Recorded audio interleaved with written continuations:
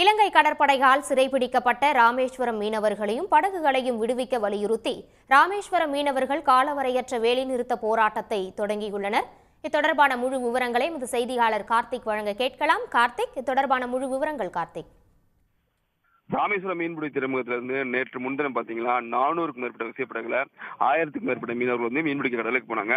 இவங்க கடலுக்கு போய் இந்திய எல்லையான கச்சத்தீவு அருகே மீன்பிடித்துக் கொண்டிருக்கும் போது அங்கு ரோந்து வந்த இலங்கை கடற்படை வீரர்கள் மீனவர்களை மீன்பிடிக்க விடாம விரட்டி அடிச்சிருக்காங்க. இதைத் தொடர்ந்து 5 விசைப்படகையும் அதுல இருந்து 32 மீனவர்களை சிறப்பிடிச்சாங்க. சிறப்பிடிக்கப்பட்ட மீனவர்களை இலங்கை கடற்படை எல்லை தாண்டி வந்து வழக்கு பதிவு செய்து நேற்று வந்து மன்னார் நீதிமன்றத்தில் ஆஜர்படுத்தினாங்க. ஆஜர்படுத்தப்பட்ட மீனவர்களை நீதிபதி வருகின்ற 7ஆம் தேதி வரை சிறையில் அடைக்க உத்தரவிட்டாங்க. இதைத் தொடர்ந்து 32 மீனவர்களும் நேற்று மாலை வந்து வவுனியா சிறையில் வந்து அடைக்கப்பட்டிருக்காங்க.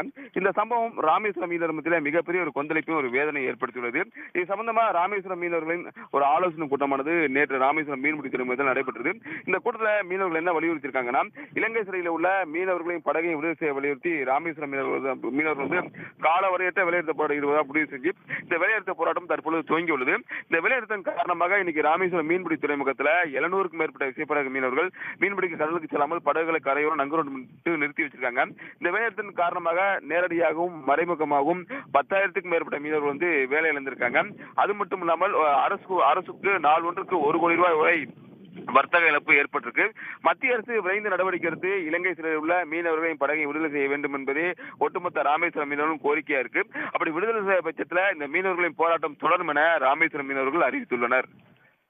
ஒரு விரிவான தகவல்களுக்கு நன்றி கார்த்திக். உடனுக்குடன் செய்திகளை தெரிந்து கொள்ள சன் நியூஸ் பெல் ஐகானை கிளிக் பண்ணுங்க.